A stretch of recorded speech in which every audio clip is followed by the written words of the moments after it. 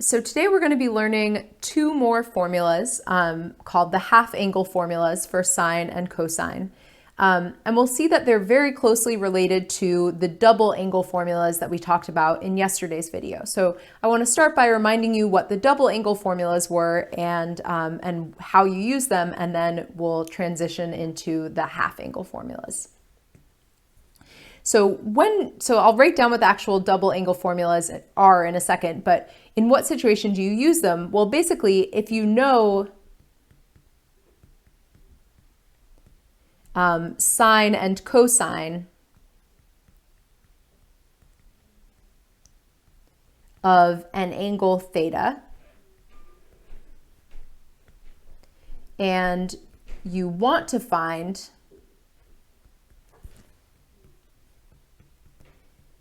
sine and cosine of 2 times theta, so an angle that is twice as big, then you can use the double angle formulas.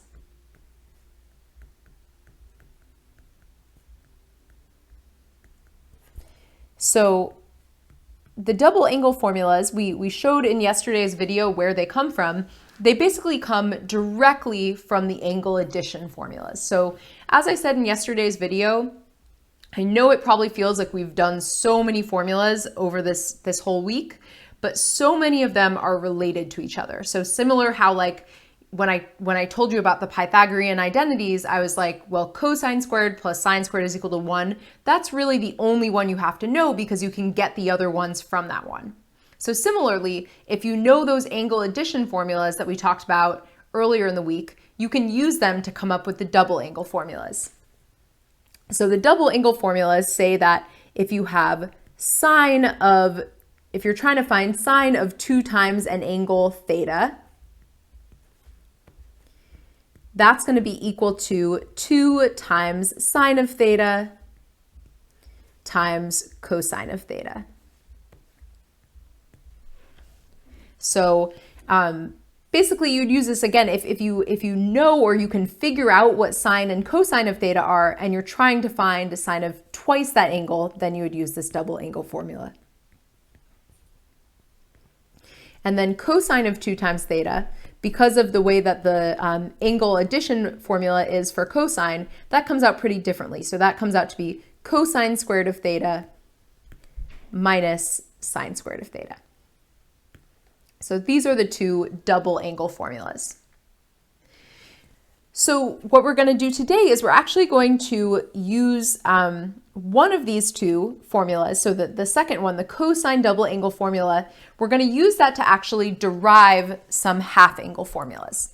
So before we do that, I just want to kind of tell you what's the kind of situation where you would use half angle formulas. So if you know sine and cosine of an angle theta, and you want to find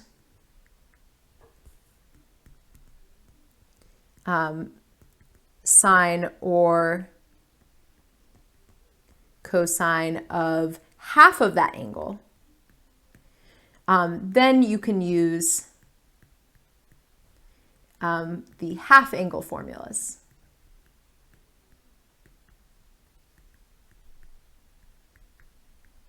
So again, I'm not going to tell you right off the bat what the half angle formulas are, but just to give an example of a situation where you might use the half angle formulas, it would be something like this. So let's say you were trying to evaluate sine of 15 degrees. So why would you want to use a half angle formula here? Well, because 15 degrees is equal to 30 degrees over 2, right? So 15 is half of an angle that you do know how to take sine of. We do know how to take sine of 30. So to find sine of 15, that would be half of 30. And we'll see again exactly how that plays out with the formula in a little bit. Another example of where you might want to use the half angle formula would be if you had something like cosine of pi over 8. So what is pi over 8 half of? Well, pi over 8 is half of pi over 4, right? Because if you did pi over 4 and cut that in half, you would get pi over 8. So again, this is a situation where you know how to find sine or cosine of the bigger angle, and you're going to use this formula to find sine or cosine of half of that known angle. Okay, so how are we going to do this? So we're going to together derive the half angle formula for sine, and then I'm just going to tell you what it is for cosine, but then on your worksheet, I'm going to actually ask you to try to repeat the process we did in this video for cosine. So deriving the half angle formulas. So, I could just tell you what the formulas are without going through this process, but like I said, I really think it might, first of all, help you remember the formulas. And second of all, this way, if you ever forget them, you can just come up with them again. And personally, that's how I always do it. I teach these math classes a lot, and you would think that I would have all this stuff memorized, but I don't know, I just don't want to waste brain space on remembering a gajillion formulas when I know that I can always come up with them anew if I kind of know that process. Okay, so what are we going to do? We're going to actually start with the double angle formula. So maybe let me specify here. So we're going to come up with a formula for sine of theta over 2. So that's what we're going to be focusing on here. And so this might seem counterintuitive, but we're actually going to start with the double angle formula for cosine. So the double angle formula for cosine says that cosine of 2 times theta is equal to cosine squared of theta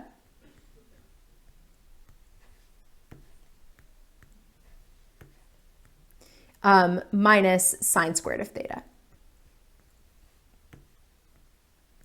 So kind of just to give you a big picture idea of what we're going to be doing here, we're going to be trying to solve this for theta, or sorry, not for theta, solve this for sine of theta. But in order to do that, we're going to need to translate this cosine squared of theta into also being written in terms of sine squared, because that will allow us to really isolate sine of theta and not have too many different types of terms in our equation. So what we're going to do, like I said, is we're going to look at the Pythagorean identity. So the Pythagorean identity, the cosine squared plus sine squared is equal to 1 version, tells us that, so let's just write that down. So cosine squared of theta plus sine squared of theta is equal to 1. And so that tells us that we can write cosine squared of theta as 1 minus sine squared of theta. So we're going to use this translation to rewrite cosine squared of theta as 1 minus sine squared of theta. So we're just kind of doing a clever trick. So we have cosine of 2 theta is equal to 1 minus sine squared of theta minus sine squared of theta. So all we did again is we just used a Pythagorean identity to change cosine squared of theta into something that it's equivalent to. Okay, so now we can gather up our sine squared of thetas, right? So now we have cosine of 2 theta is equal to 1 minus 2 sine squared of theta. So again, just want to remind you, our goal is to solve this for sine of theta. So in general, if you're trying to solve something for some part of your equation, if you're trying to solve an equation and you're trying to isolate a certain part of the equation, you want to start by kind of moving everything to the other side, right? So what can we do here? We can subtract 1 from both sides. So we get cosine of 2 theta minus 1 is equal to negative 2 sine squared of theta.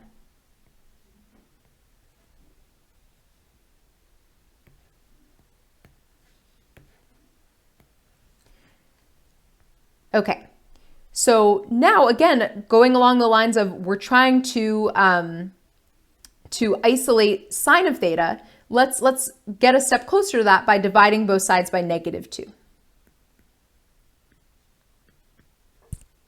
So I'm going to rewrite things a little differently here. So I'm going to, anytime you have a fraction, like for example, let's say you had the fraction 2 over negative 3, you could rewrite that as negative 2 over 3, right? You can kind of move negative signs to either the numerator or denominator. So just to kind of make this fit the way that it's typically written, I'm going to take the negative sign that's in the denominator and move it into the numerator.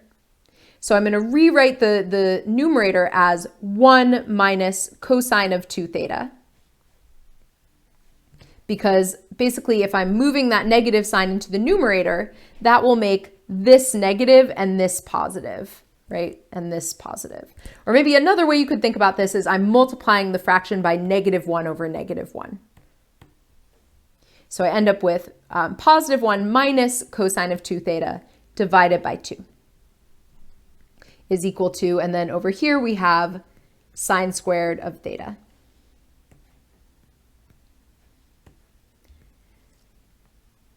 Okay, so how do you solve this for sine of theta? So remember, that's our goal, is to isolate sine of theta.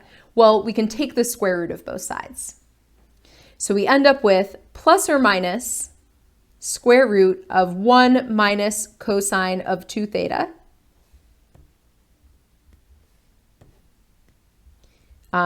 over 2 is equal to sine of theta.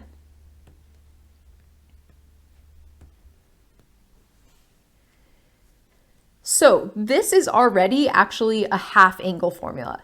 And we're going to make a slight tweak to it to make it kind of look more like what we would expect it to look like. But what do I mean when I say this is a half angle formula? Well, if you're trying to find sine of some angle, so let's say you're trying to find sine of like 15 degrees.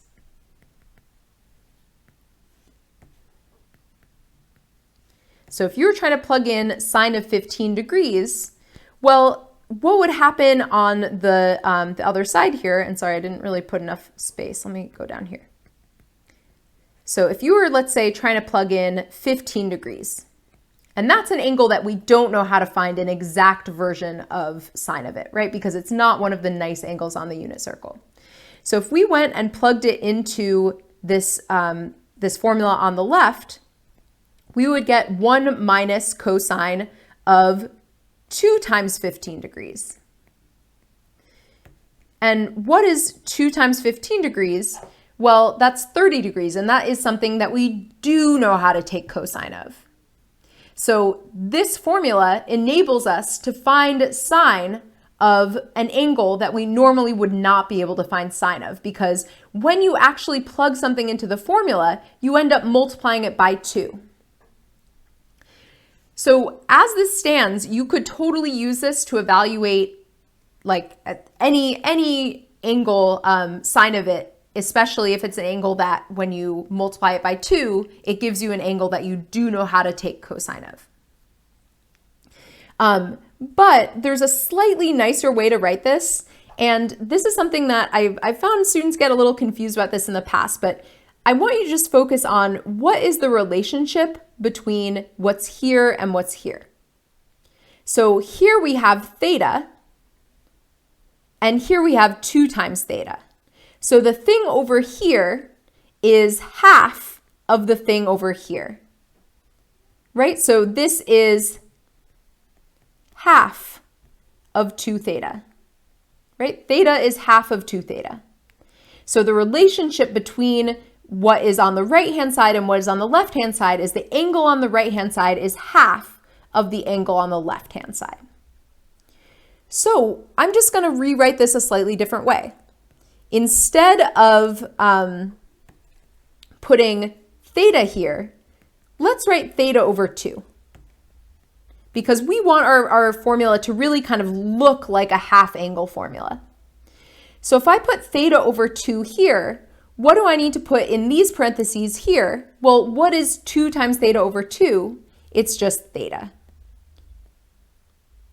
So we get 1 minus cosine of just theta. So I would really encourage you to pause and just really try to convince yourself that the first equation I wrote and the second equation, so this one and this one, that they're really the same.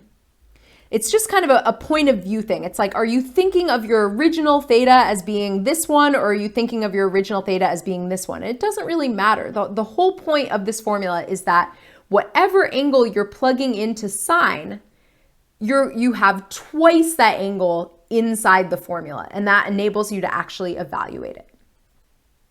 So let's just write down this formula. I'm just going to flip the order so it looks more like how we would expect it to. So sine of theta over 2 is equal to plus or minus square root of 1 minus cosine of theta over 2. So that is the half angle formula for sine. And we'll do an example in a couple minutes, and we'll see how this plus or minus comes into play. But I first just want to write down the cosine formula.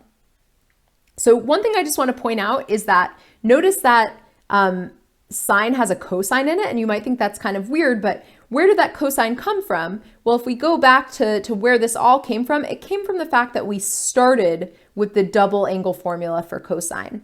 And really the reason that we did that is because of like the way that the double angle formula for cosine interacts with the Pythagorean identity, right? It kind of looks like the Pythagorean identity, and that's what allowed us to plug stuff in and simplify and allowed us to solve for sine of theta.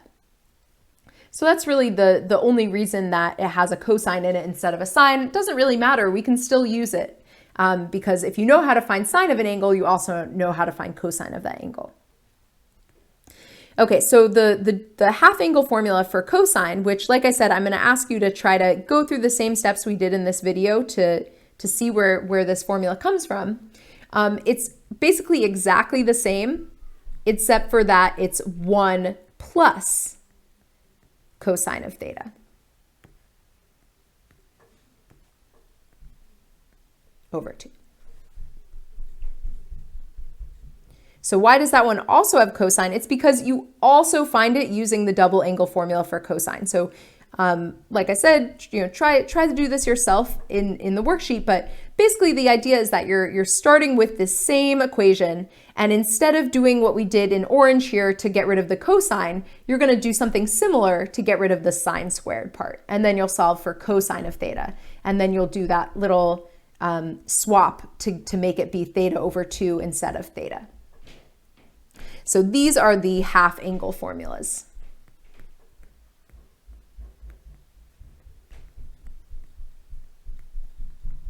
Okay, so let's do a few examples of how you can actually make use of these. So let's say that we wanted to,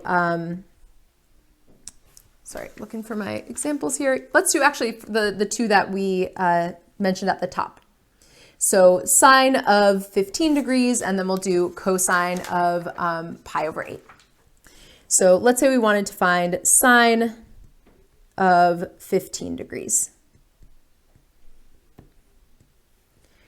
So in order to use the half angle formula, you have to recognize which angle your angle is half of, right? Because you want to be able to think of this as sine of something over 2. So how can we write 15 as something over 2?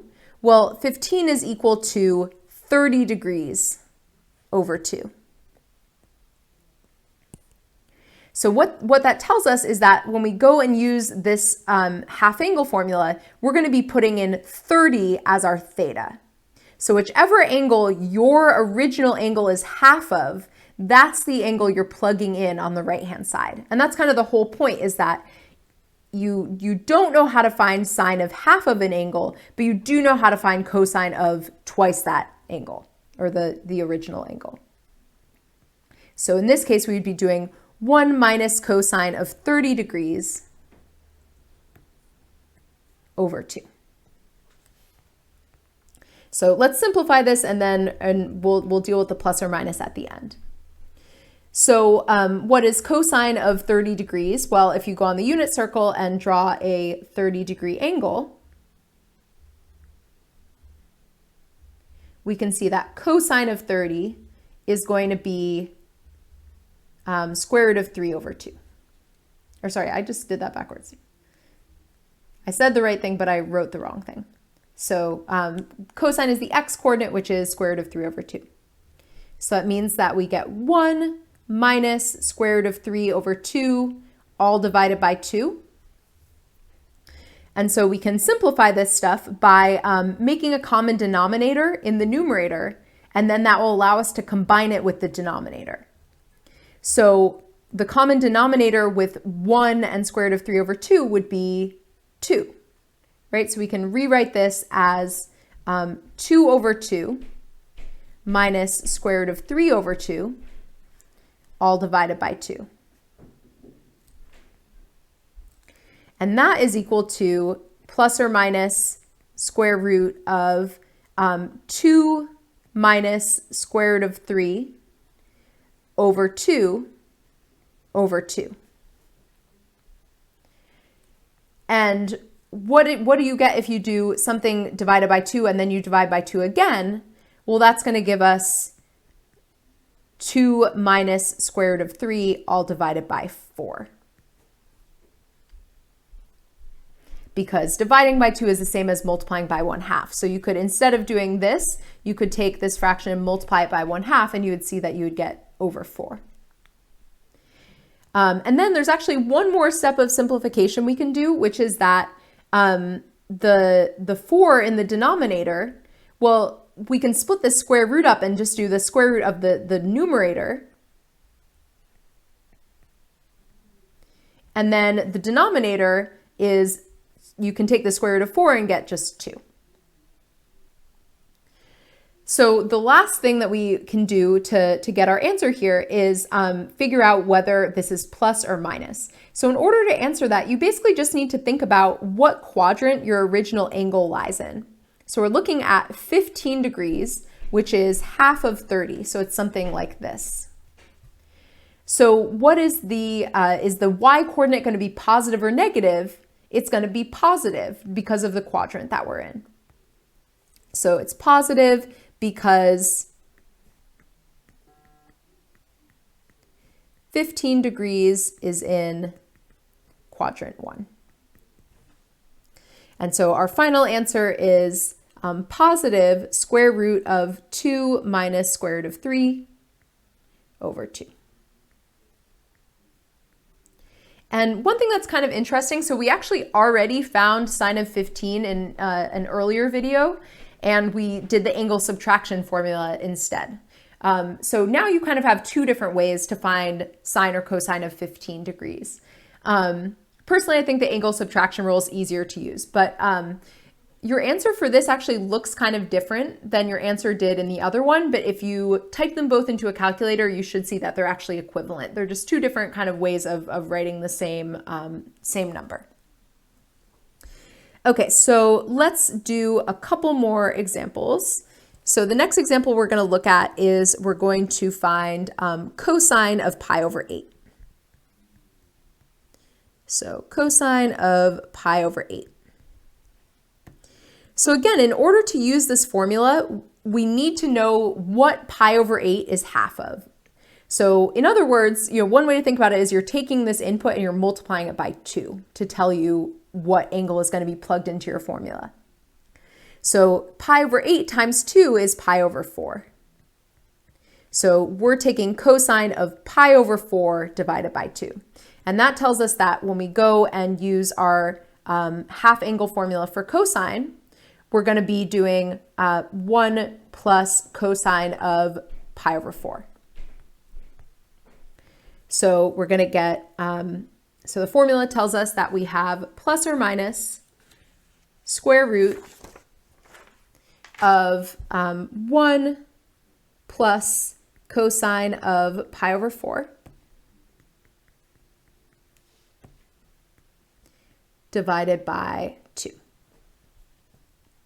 So this is going to be plus or minus square root of 1 plus, so cosine of pi over 4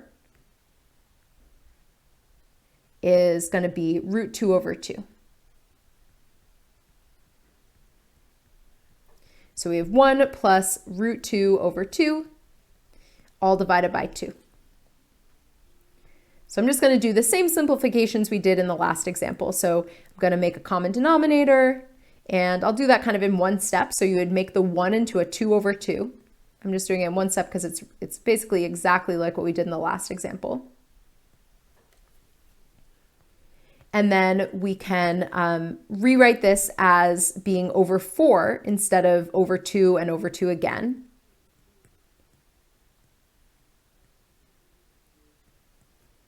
And then the last thing we can do to simplify this is we can take the square root of 4. And so the numerator stays within a square root, but the denominator becomes over 2. And then last step is figuring out what quadrant are we in, so we can figure out whether it's positive or negative. Well, looking at our picture here, so 45 degrees or pi over 4 is the angle I just drew here, and we're looking at pi over 8, which is half of that. So the x coordinate should still be positive, so cosine of pi over 8 should be positive. And so therefore we can say that it's positive. So our final answer is that cosine of pi over 8 is equal to square root of 2 plus the square root of 2, all divided by 2.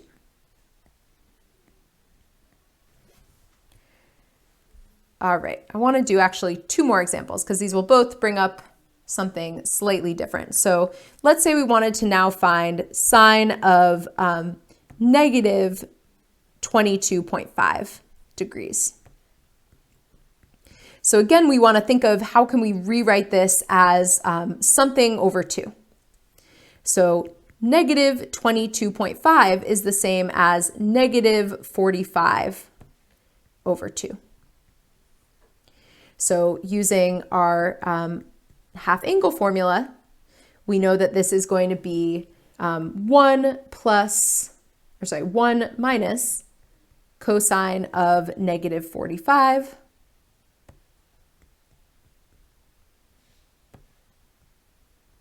over 2.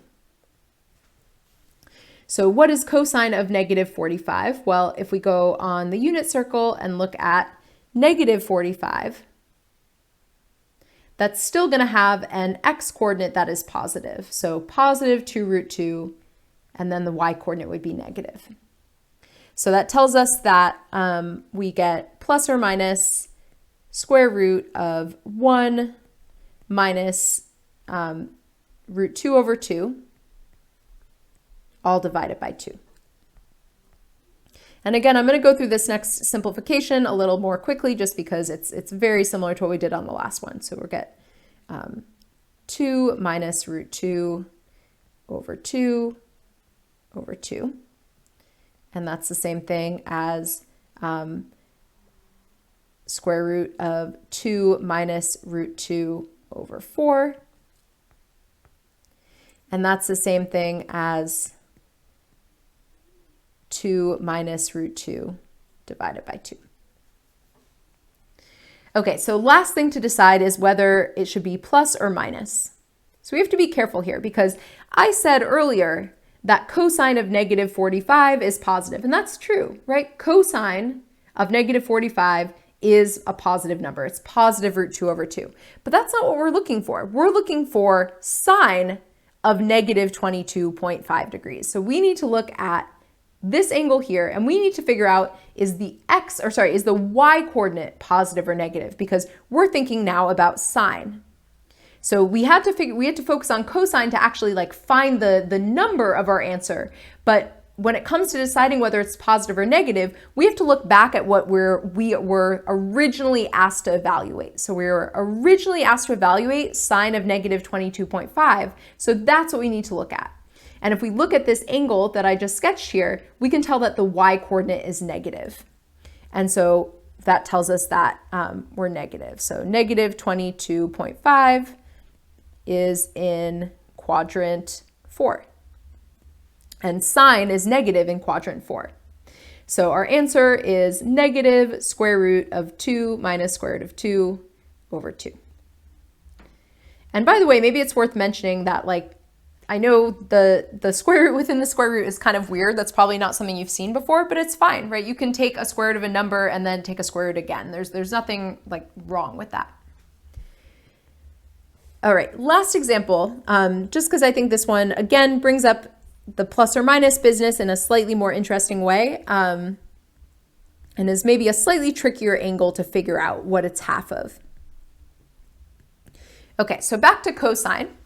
And so we're trying to take cosine of 5 pi over 8. So we want to figure out first, what is 5 pi over 8 half of?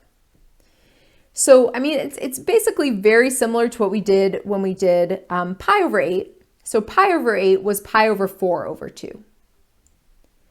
So 5 pi over 8 is going to be 5 pi over 4 over 2.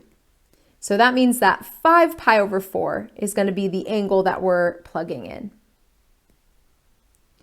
So the cosine formula is plus or minus square root of 1 plus cosine of theta.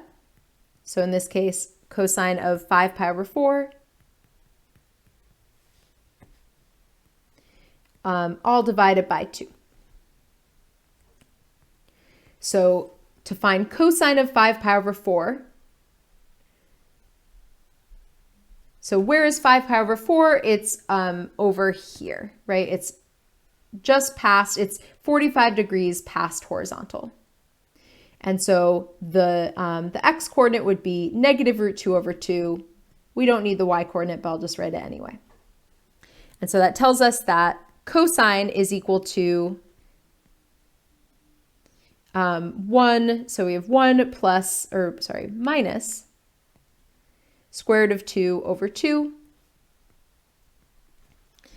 And this one, I'm just going to jump to the more simplified version because I think at this point you've seen it enough times, and you can feel free to rewind and go back to the earlier versions if you're confused. But we're going to end up with, at the end of the day, 2 minus root 2 over 2, if we do all the simplifications we did in the earlier versions.